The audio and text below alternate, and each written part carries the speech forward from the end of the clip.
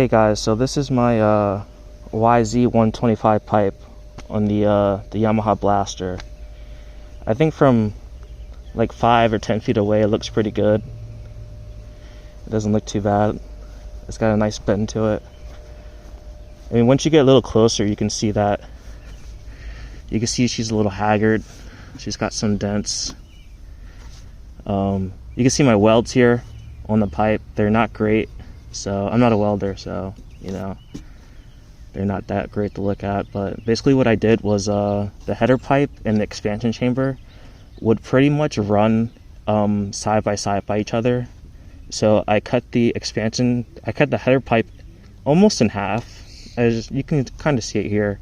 I added maybe about an inch and a half of pipe that I had laying around that was the same diameter to make the expansion chamber fit where it needs to be and to run.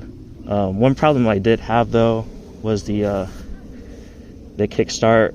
Like, I didn't want to like keep chopping the pipe up and have it like all haggard and probably like leaking exhaust, so I just ran it straight here how it was, and it's kind of interfering with the kickstart, so I have some coat hanger helping it stay right now. But there has to be a more elegant solution to do this. I'm gonna keep brainstorming to see if I can come up with anything. And you have it come out to the end of the pipe here. I had some like brackets laying around, so I slapped those on. And I swear that this pipe, like at like 7,800 to 8,000 RPMs, it comes on harder than what was already on the bike.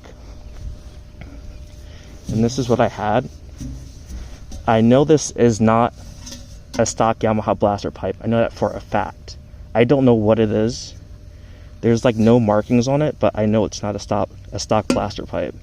It kind of looks like it was something else, and they kind of like chopped it and turned it to make it fit. But yeah, this pipe was okay for what it was, but you know, this pipe is it's way more just aesthetically pleasing to look at.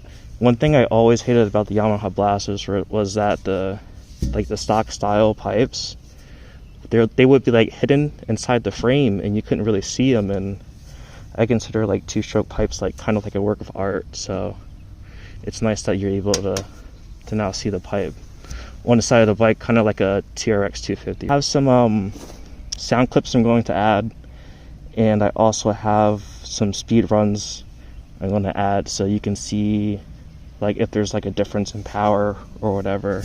I'll add those clips in now.